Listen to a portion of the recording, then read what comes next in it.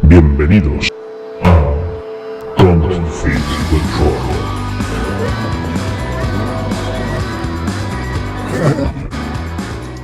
Muy buenas a todos. Estamos aquí en Don't Feed the Troll, un día más haciendo formato exclusivo de audio para el podcast y seguramente también para YouTube, pero en principio un programa exclusivo de audio. Y hoy vamos a hablar de una cosa que teníamos pendiente, que es empezar a hablar sobre la obra de uno de los grandes pilares del friquismo, digamos, del siglo XX y de la historia, que es la obra de Tolkien, ¿vale? Tolkien, creador del Hobbit y el Señor de los Anillos. Muchos consideran el padre de la fantasía épica moderna y, lógicamente, que tiene millones de seguidores. Y para hablar de Tolkien, que seguramente no sea un único programa el que hagamos, pues hemos invitado a una persona que es bastante estudiosa de la obra de Tolkien, que durante muchos años se ha dedicado a estudiarla y que curiosamente también es mi hermano. Así que enchufe, como siempre, tiramos de enchufe total aquí en el programa. Así que nada, presento a Brogan Rey, que es mi hermano. Buenas, Breo, ¿qué tal? Hola, ¿cómo estamos? Y nada, pues hoy queríamos hablar, como es el primer programa, sobre Tolkien. A lo mejor una parte que no conoce la gente que solo se ha acercado a él por las obras más famosas, como son esos, tanto el Hobbit como el Señor de los Anillos, incluso las películas, ¿no? Que hay mucha gente que es fan de Tolkien y no ha leído un libro en su vida, pero bueno. Pues hoy lo que queremos es hablar un poco de los orígenes de la mitología, de todo el mundo que creó de la Tierra Media y un poco en lo que se basó, ¿vale? Entonces vamos a hablar sobre todo del Silmarillion, que es la famosa obra póstuma que publicó su hijo, Christopher Tolkien. Hablar del Silmarillion y de los orígenes de todo lo que le influyó a este autor para montar esa inmensa mitología que es la Tierra Media. Entonces cuéntanos un poco, Breo, cómo, digamos, los orígenes de todo esto y también y cómo empezó, más que nada, cómo a Tolkien se le ocurrió empezar con todo esto.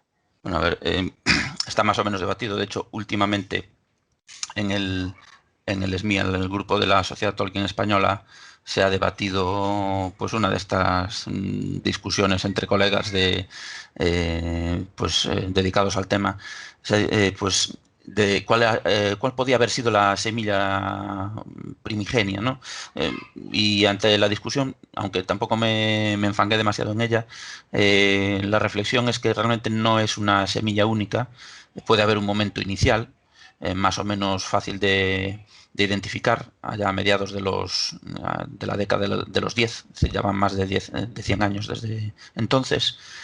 Pero bueno, no es que sea un momento original, sino que la semilla que puede haber dado origen a todo eso, realmente yo creo que la semilla es múltiple, porque desde el principio él estuvo acumulando historias, las que se le fueron ocurriendo en principio y que deliberadamente hizo al principio de todo, pues en la época de la Primera Guerra Mundial, digamos, las reunió las reunió en un mismo ramillete de obras, pero después siguió a lo largo de su vida incorporando otras. Así fue que el Hobbit también acabó siendo parte de esto, aunque bueno, se puede argumentar que desde el principio formó parte de esa mitología y por supuesto el Señor de los Anillos pues ya estaba plenamente integrado.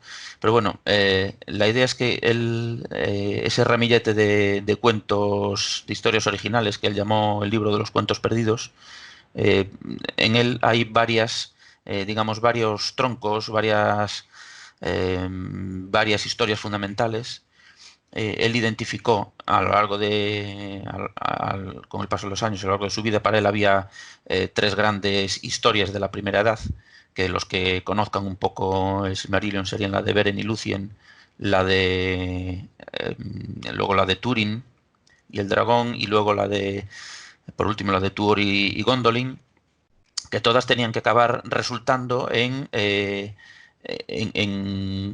un elemento que para él era fundamental. Es decir, digamos que él estuvo haciendo converger todas esas historias en el destino glorioso de un único personaje que fue una de esas semillas originales que él tenía en mente, que es Eärendil. En aquel principio, en aquellos momentos le llamaba Eärendil con E. Y Eärendil pues tenía que ser un personaje providencial que llevase la salvación a los pueblos que sufrían en la Tierra Media, ¿no? En aquella primera edad que en tiempos del Señor de los Anillos ya es historia antiquísima, ¿no? Entonces, bueno, pues él, al fin y al cabo, está reelaborando como tantos otros autores, ¿no? Y pues como se puede decir que realmente en el fondo nadie, ningún creador, ningún autor, nadie que inventa está creando a partir de cero. Y ahí, bueno, pues ya los teóricos del arte y de la literatura pueden hablar más. Pero bueno, en principio sí que se pueden identificar unas cuantas cosas, unas cuantas fuentes anteriores a él, de las que él bebió con más o menos deliberación, pues, y con más o menos conciencia, pues él bebió de diversas fuentes, hizo sus propias reelaboraciones, y todas esas, como decía, las fue hilando en una misma colección de historias que para él tenían que ser un libro, y que él pasó toda su vida, pues cuando se le presentó la ocasión, intentando publicar, y que pasó toda su vida elaborando, que como has dicho tú, pues el Silmarillion no lo acabó él y lo tuvo que acabar su hijo, porque él pues no paró de darle vueltas y dejó trozos sueltos, historias inconclusas, unas cuantas concluidas, pero en versiones que a él no le gustaban. Entonces, bueno, pues tuvo que publicarlo su hijo al final. Es un poco la idea general de lo que de cómo él, digamos, fue elaborando estas historias. Y bueno, estaba sí. viendo aquí. Sí, dime. No, decía yo que luego estaría la cuestión de cada uno en concreto, pero bueno, dime. Nada, que estaba, como estás hablando ya del propio Silmarillion, pues viendo un poco lo que se encuentra cualquier lector que lea el libro por primera vez, que al principio parece como, digamos que todo el tema de los Valar y con lo que comienza el libro, que digamos que la gente podía considerar que es una especie de panteón como griego. Sí, entre una mezcla. Algo así, sí. Sí, a ver, es que a él le gustaba más, estaba como más orgulloso, sentía más apegado a lo nórdico, pero no dejó de beber de lo clásico, que en su época de juventud estaba en plena boga. Es decir, digamos, lo digno, y lo estudiable y lo tratable por los eruditos era la antigüedad clásica, y no tanto la nórdica, que era una cosa como más, durante el siglo XIX era algo como más romántico, ¿no? Pero bueno, y que estaba cogiendo en la época de la juventud de Tolkien, estaba cogiendo profundidad, ¿no? O sea, pensemos que los estudios de lo clásico pueden venir desde la propia época clásica, ¿no? Durante toda la Edad Media y los monjes y toda esa tradición, la que se perdió y la que no se perdió, y pues el Renacimiento, el neoclasicismo, etcétera, ¿no? Sin embargo, el estudio de los pueblos del norte que había al norte del Imperio Romano, pues ya era otra cosa, ¿no? Y entonces, claro, sí es cierto que, como tú dices, hay muchos que se aproximan al Silmarillion, sobre todo si vienen de leer los libros más populares como El Hobbit y El Señor de los Anillos, que son novelas y son historias que se leen de manera tranquila y detallada y te sumerges en ellas. Sin embargo, el Silmarillion empieza con un golpe bíblico realmente, ¿no? Muchos se sorprenden negativamente y es algo de lo que tiene que estar uno advertido. Es decir, el Silmarillion es una historia que empieza por lo cosmogónico, es decir, es una obra al principio del estilo de lo que puede ser una una teogonía de Hesíodo en la mitología griega, es decir, una historia de los dioses, ¿no? Realmente para Tolkien, si vemos el Silmarillion desde el principio, Tolkien está planteando desde el principio unos dioses, digamos, entre comillas, que en realidad son ángeles para lo que sería la angelología cristiana. Es decir, él habla de un Dios único desde el principio y él tiene claro que ese Dios del que habla es el Dios de los cristianos, en el que él creía, solo que puesto en una situación pues ficticia que él se ha inventado, ¿no? Pero al principio de todo, el primer capítulo del libro del Silmarillion es una descripción de las categorías de ángeles incluso, ¿no? Solo que a medida que progresamos, efectivamente, como tú dices, vamos entrando en una descripción individual de esos ángeles a los que él da su nombre particular de Valar y Maiar, no los llama ángeles tal cual, pero que sí, en el momento en que entra a la descripción uno por uno, se van transformando en dioses aparentemente en dioses de las mitologías antiguas, en las que ya nadie cree, excepto de manera en plan revival, ¿no? Pero no esas religiones, la tradición de esas religiones se ha perdido. Y entonces sí que tenemos, lo que decíamos, tenemos unos dioses pues de inspiración clásica. Tenemos dioses entre comillas, insisto, ¿no? Los Valar o estos arcángeles o poderes del mundo son unos de inspiración clásica, y como puede ser el hecho de que se dividan diferentes dioses o diferentes Valar entre pues el que gobierna los aires, que es el rey de todos, que todos conocemos, a todos nos va a sonar a Júpiter o a Zeus. Tenemos un señor de las aguas, que en lugar de llevarse mal con los demás, este sí que se lleva bien, entonces en eso difiere de la mitología griega, aunque existe un personaje que tiene ese espíritu en el mar, ¿no? Que es, para los que hayan leído Silmarillion, Ose tiene esa mala leche de ser alguien que de vez en cuando pues hay que tratar con cuidado, como tiene Poseidón en la mitología griega, donde todos eran un poco macarras. Y pues tenemos a otro poder, otro dios que gobierna las sustancias de la tierra y que es un herrero y que es un artesano como era Hefesto. Bueno, pero por otro lado tenemos una curiosa división de las diosas, que es también muy reminiscente de algo que llevo muchos años dándole vueltas, desde hace 20 años o más que escribí al respecto. La inspiración que podían haber tenido las diosas femeninas de Tolkien. Siguen una división en tres que es muy típica de ciertos estudios que había a mediados del siglo XX, y que yo no sé si él se puede haber inspirado en eso, ¿no? Pero el que hubiera una joven reina de los cielos, luego una señora de la fertilidad y por último una vieja bruja, pues que lo tenemos en varias de los dioses de Tolkien, de las diosas de Tolkien, pues también siguen ese patrón. Pero luego tenemos un señor de los bosques, por ejemplo, o tenemos un Tulkas, para los que lo conozcan, pues un Tulkas que él identificó en su momento, identificaba con el dios Thor, pues aquello de ser, como aparece en las traducciones, pues ser lujurioso y ser de enfado fácil, pero también era el que se encargaba de pelear contra los físicamente y cuerpo a cuerpo contra los seres malignos. Tiene, por ejemplo, la división de los dioses, en lugar de ser como en la mitología griega, donde tienes una división, no tienes una división clara entre buenos y malos. Sí hay una división entre buenos y malos, por así decir, en los dioses nórdicos, que encajaba muy bien para Tolkien con su trasfondo cristiano, en el que tienes un ángel caído, ¿no? Y entonces esto él lo pone todo junto en la descripción de los dioses.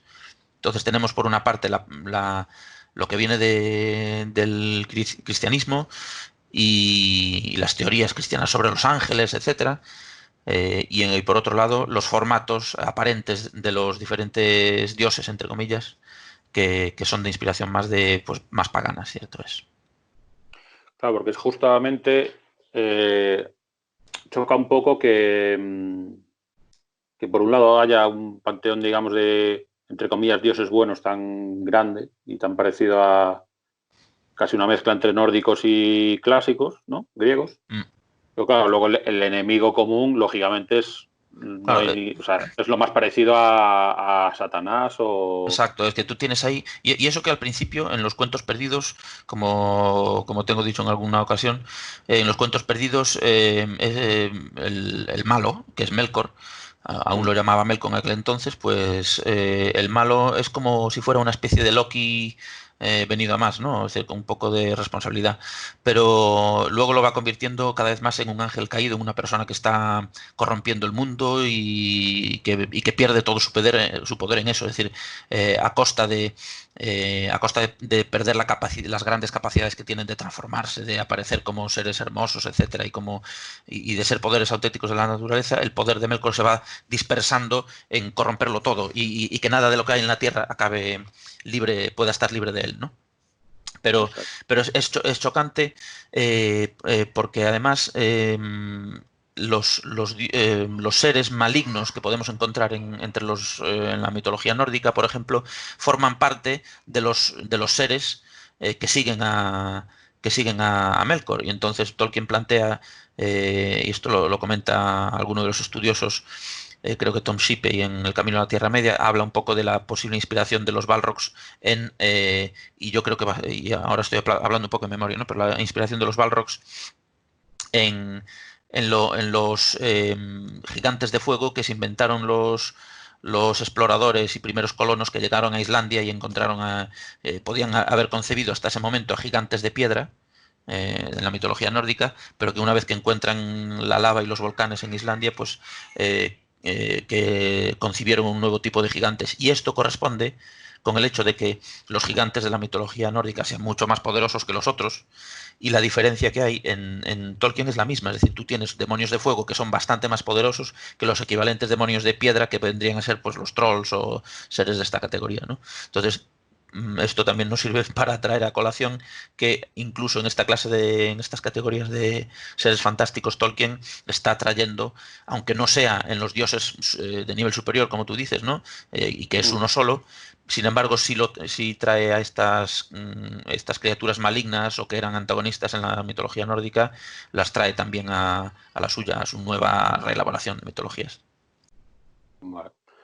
Bueno, pues tú antes nos has comentado al principio que había como tres historias principales, ¿no? Dentro del Silmarillion, o que Tolkien consideraba los tres pilares fundamentales. Bueno, la primera de ellas es, me has dicho, Beren y Lúthien, ¿no? No sé si por orden de... Es orden cronológico y tampoco no tengo muy claro, cronológico dentro de la propia historia interno. No tengo muy claro la elaboración porque pertenece a los cuentos perdidos, es decir, la historia existe desde el principio y lo que está claro es que, además dicho explícitamente por él, está inspirado en su historia personal, con lo cual para él era importante y sin embargo es la que puede tener menos en cuanto a mitología, es la que puede tener menos que otras, ¿no? Sí que trae una serie de temas ahí, pues hay, yo qué sé, podemos enumerar, por ejemplo, incluso a los que conozcan algo, Beren y Lúthien es la historia entre Beren, que es un hombre, historia de amor entre Beren, que es un hombre, y Lúthien, que es una elfa inmortal, y que por amor ella muere, ¿no? Como lo ocurre después, es decir, como reelaboró después, hizo digamos, un autoplagio ahí Tolkien cuando habló de la historia de Aragorn y Arwen también, ¿no? En El Señor de los Anillos.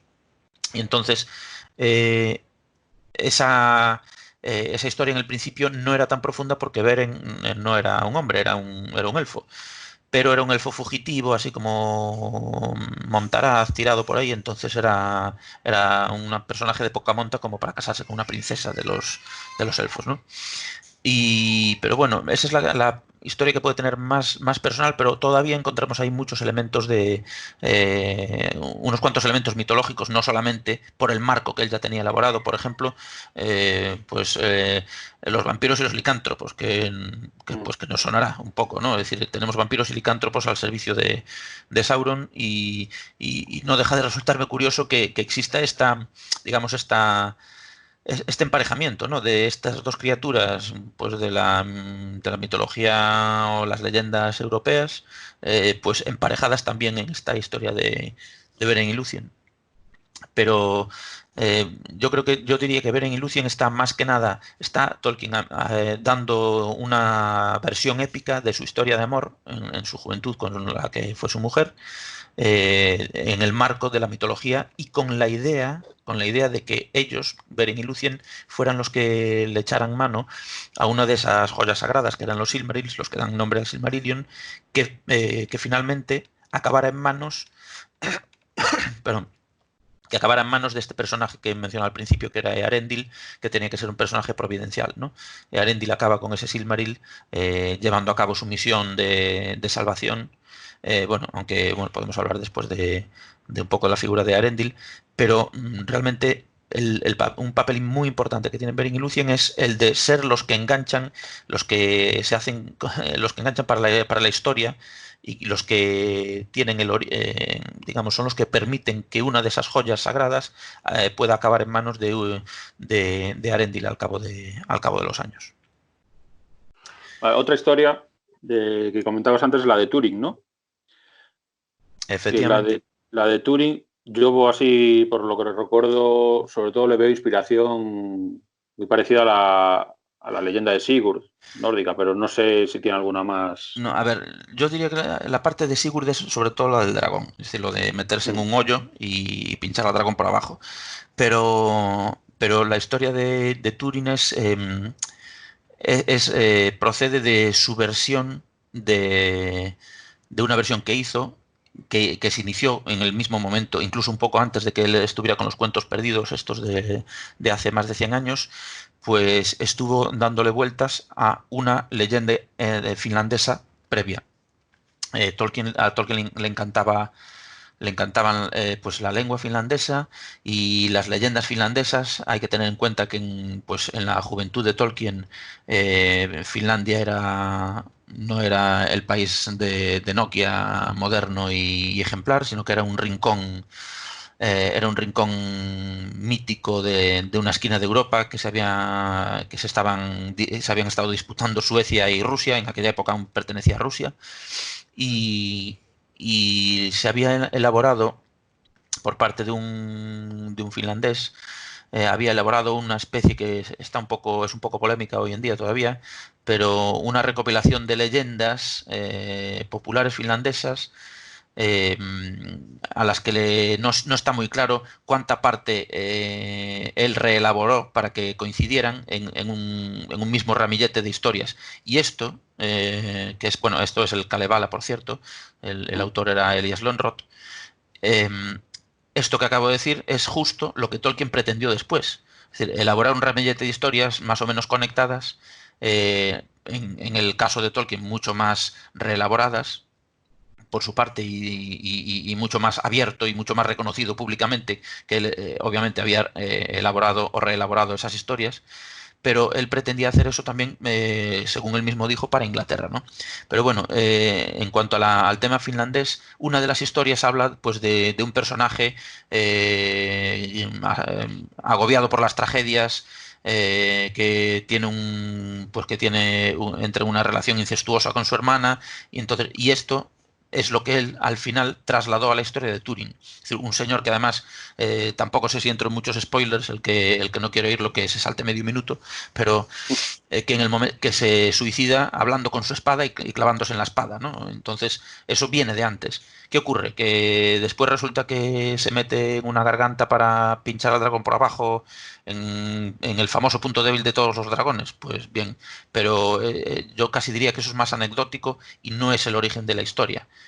Sin que eso quite que él, pues al fin y al cabo la está enmarcando en sus leyendas y en su manera de hacer las cosas también, etcétera, ¿no? Pero él se busca, por supuesto, por ejemplo, él busca una justificación al hecho de que Túrin, este protagonista trágico, sea tan desgraciado y que la sombra lo persiga a todas partes. Él lo busca en la maldición que le echa Melkor a su padre, ¿vale? Lo maldice por resistírsele y entonces dice, bueno, pues ahora te vas a fastidiar y te voy a sentar aquí, vas a ver todo lo que yo vea y te voy a contar todo lo que le pasa a tu familia, que será una desgracia tras otra.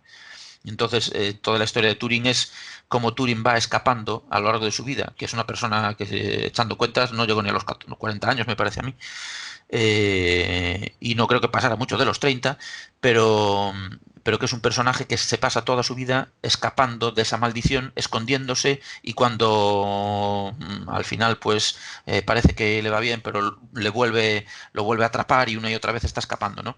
Hasta que al final pues llega ese final del que hemos hablado en el spoiler. Y entonces, bueno, pues Túrin es una de esas, al final es de las historias más largas. La tenemos en Los hijos de Húrin, que me parece muy interesante la edición que hizo, pues yo creo que ya hace 13 años, Christopher Tolkien, que fue juntar la historia más definitiva que su padre habría logrado hacer. Así como en el Silmarillion necesariamente lo tuvo que resumir un poco, porque meter un capítulo de 100 páginas pues hubiera sido un poco bruto. Pero cuando se publicó Los hijos de Húrin, ahí tenemos la historia pues más legible además como novela, ¿no? Entonces, pues esa historia de Tolkien, que desde el principio estuvo elaborando, a lo mejor allá por el año 1914 o 15 por ahí, pues acabó dando en un libro casi 100 años después, pero es la historia basada en algunos elementos germánicos, un marco germánico, efectivamente, pero que en definitiva venía de su reelaboración de una historia finlandesa. Bueno. Y luego lo otro de lo que hemos hablado es creo que es la caída de Gondolin, ¿no? El de, sí, Beren y Lúthien, Túrin, y luego el de la caída de Gondolin. Realmente la caída de Gondolin, sí. Sí que es el que hablando de esta publicación como libro separado, aún se publicó pues hace un par de años, si no me equivoco, y que le volvió a pasar lo mismo. Es decir, empezó a reelaborarla y lo dejó a la mitad. Y entonces el hijo pues tuvo que hacer lo que pudo con esa historia, que la tenía realmente completada desde los años 1910, pero a la hora de reelaborarla, cuando él decidió darle un cambio y remozarlo todo, nunca acabó de cambiarla de todo. Y en esta historia de la caída de Gondolin, así un poco por encima, aparte de las influencias que pueda tener. Fíjate que yo, sí, a ver, últimamente dándole una vuelta, me da la impresión de que quizás por sus circunstancias personales a Tolkien le gustaban mucho los huérfanos, porque él mismo fue uno, y entonces uno ve en Tuor a otro huérfano como había sido Túrin, que no era huérfano, pero se había quedado sin su padre, de todas formas, que estaba preso, y Tuor vuelve a ser un huérfano que se las tiene que arreglar por sí mismo, pues por un tiempo adoptado por los elfos, etcétera, pero después se las tiene que arreglar él solo. Pero realmente, así como antes comentaba que el papel de Beren y Lúthien era el papel visto a la larga, ¿no? Con perspectiva en la mitología, era el de rescatar, o uno de sus papeles era el de rescatar de Melkor una de estas joyas sagradas. El papel de Tuor es el de ser padre de uno de otro de los medioelfos, que vendría a ser Eärendil, por cierto, padre de nuestro conocido Elrond. Y Eärendil, Eärendil es un personaje que desde el principio lo describe Tolkien como brillante, etcétera, ¿no? Y como como alguien que tiene un destino, por las palabras con que lo describe, pues es alguien que tiene un destino especial. Y el papel de Tuor es el de ser protagonista de una recreación que hace Tolkien de lo que sería, digamos, un fabuloso reino élfico, que es Gondolin, y el papel que tiene en su caída, y el hecho de que sea padre de Arendil, que Arendil, uniéndose, Tuor y su mujer Idril, la princesa élfica, y su hijo Arendil, al unirse a los restos de otros pueblos élficos, y Eärendil casarse con la nieta de Beren y Lúthien, es como Eärendil se hace acaba con este Silmaril, que es el que le permite emprender su gran misión providencial y salvar a los hombres y a los elfos. Es decir, lograr convocar la ayuda de los Valar, de estos poderes, de estos dioses, para que salven a las criaturas, a los pueblos de la Tierra Media que están oprimidos por Melkor y que llevan siglos siendo derrotados una y otra vez. Bueno, pues más o menos, sí. No, decía yo que, a ver, realmente no es tanto la inspiración mitológica de Tolkien, sino en este caso, en Gondolin, lo que tenemos, curiosamente, es una recreación de sus experiencias en la Primera Guerra Mundial, porque hace unas descripciones de batallas que suenan muy a eso, y de hecho los dragones, cuando habla de los dragones en detalle, en aquella época, habla de unos dragones que, si imaginamos que son, habla de ellos como criaturas mecánicas casi, de acero, de bronce, de hierro, y que echaban fuego y no sé cuántos. Bueno, y si uno se imagina que son los tanques, que eran eran una novedad en la Primera Guerra Mundial, los carros de combate, pues realmente uno se da cuenta de que Tolkien estaba dándole una pátina mitológica a lo que él había visto en la guerra, ¿no? Y entonces, curiosamente, en esa historia, que es una de las tres principales del Silmarillion, uno de los tres pilares del Silmarillion, pues realmente se está inspirando en la vida real. Le está dando en lugar de traer leyendas antiguas y ponerlas al día, está cogiendo cosas de su día y dándoles una pátina antigua. Ajá. O luego también sale en el Silmarillion, aunque de forma un poco más, digamos que más resumida, se podría decir, que también hay la parte del mito de la Atlántida, que Tolkien formó en la historia de Númenor, ¿no? Sí. Famosa isla de la gran potencia humana. Ya nos vamos a la segunda edad, ¿no? Sí, ahí tenemos, claro, eso es digamos que esto es una de las historias que, una vez que él tenía el núcleo de historias hecho, él fue añadiendo otras, ¿no? De hecho, El Hobbit, y lo he defendido en el ensayo de los premios de la Sociedad Tolkien, El Hobbit, en mi opinión, estaba desde el principio. Bueno, en mi opinión no, o sea, se ve que, y está escrito por él, que su primera idea era que fuera una extensión del Silmarillion, solo que después, como historia para niños, lo dejó así un poco al margen, hasta que cuando hizo la secuela lo retomó como parte de la mitología.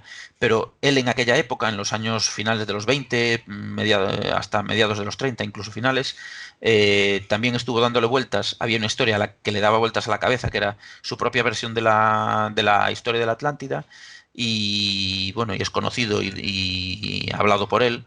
Hubo un momento que con su amigo C.S. Lewis, pues se echó a suertes, pues quién iba a hacer una historia de viaje en el espacio y otra historia de viaje en el tiempo, para hacer ficción de la que ellos echaban de menos en su época. Y le tocó a Tolkien hacer la historia del viaje temporal, y a Lewis la historia del viaje en el espacio, de tal manera que Lewis, de ahí le salió la trilogía cósmica si no me equivoco, que se llama, ¿no? de Marte, Venus y la Tierra, de Lewis. Y Tolkien empezó, como tantas otras cosas, empezó a escribir, pero no acabó, una serie de historias que tenían lugar primero. El viaje consistía en que primero había un padre y un hijo de la época actual, luego había otros de principios de la Edad Media, de la Antigüedad Tardía, y luego había otros de la Antigüedad Mitológica, que al final él se dio cuenta de que a eso es a lo que él quería llegar. Es decir, él acabó dándose cuenta de que lo que él quería era hacer una nueva versión de la historia de la Atlántida. Y eso lo fue reelaborando una y otra vez, enseguida lo enganchó con la idea que él tenía del final pues de aquellos días antiguos, de las historias que él ya tenía inventadas, y de eso acabó saliendo pues toda lo que es, como dices tú, ¿no? La segunda edad, es decir, los días antiguos, la primera edad, son los que vienen de lo que él ya tenía hecho, de aquellos cuentos perdidos y del Silmarillion, y después la historia de la caída de Númenor es su versión de la caída de la Atlántida.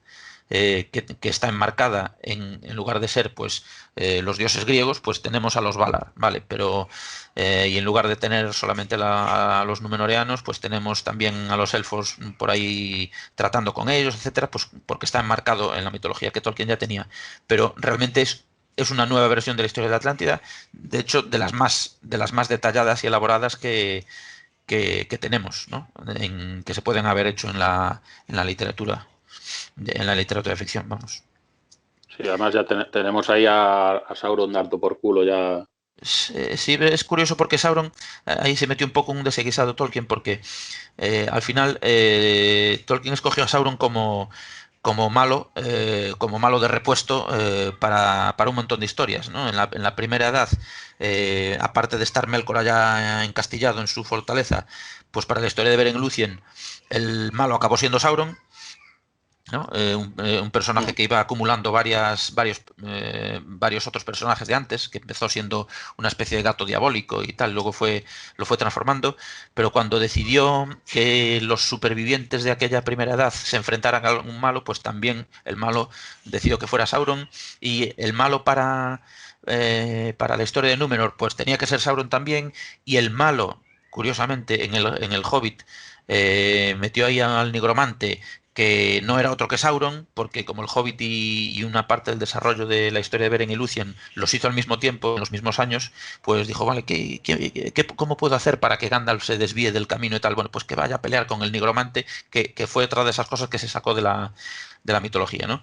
Y por supuesto, cuando todo se cerró y todo quedó claro cómo estaba encajado todas las historias entre sí con el Señor de los Anillos, pues el Señor de los Anillos tenía que ser Sauron.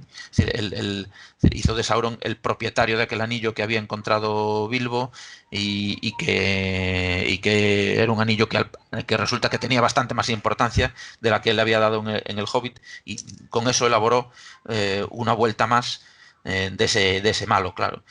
Al final, como fue el malo de repuesto, el pobre Sauron es que no tenía más que derrotas, pero realmente es la manera de convertirlo es el resultado de convertirlo en el malo de repuesto, lo convirtió también en un personaje más importante, ¿no? Así como Melkor había fracasado en algunas cosas, Melkor era alguien que, como decíamos antes, era el Satanás, el corruptor de todo. Sin embargo, Sauron era un malo más del estilo, pues a lo mejor si estamos más familiarizados con Saruman, ¿no? Era alguien que le gustaba el ordeno y mando y las cosas ordenaditas, no corruptas y desordenadas y caóticas como le gustaba a Melkor, ¿no? Sino que era alguien que le gustaba que las cosas estuvieran ordenadas y que el mundo fuera mejor porque yo lo mando, y con su idea fija, etcétera. Bueno, ahí ya entra, cuando entran descripciones y de lo que podía pensar Sauron y Melkor y tal, entra en una serie de retratos curiosos, ¿no? Y de matices curiosos. Vale. Pues bueno, hemos hecho así un primer acercamiento a lo que es, digamos que la base de toda la mitología de la Tierra Media, que es se podría decir que es el Silmarillion. Y espero que, bueno, hablando de todas estas influencias y así por encima del libro, pues mucha gente que no se ha acercado, que le ha dado pereza por el tipo de lectura que es, que no deja de ser como leerse la Biblia o leerse cualquier libro mitológico, hay mucha gente que le echa para atrás, ¿no? Al no ser novela. Pero hay partes que son novela, hay partes que son más cuento, ¿no? Pero claro, el que quiera seguirse leyendo novela es mejor que, pues como decía yo, que coja las historias separadas que se publicaron últimamente. Sí, es una buena opción porque han sacado luego unas ediciones, como digamos, la de Gondolin, por ejemplo, que yo la vi en su día, es como muchas versiones, ¿no? Del Sí, a mismo. ver, la que es más novela es la de Turing, que decía antes, que ahí es la que más logró reelaborar Tolkien, la que más adelante logró llegar. En cambio, las de Beren y Lúthien y la de Gondolin, las versiones más completas que hay son las más antiguas. Bueno, la de Turing también, solo que avanzó más en la reelaboración.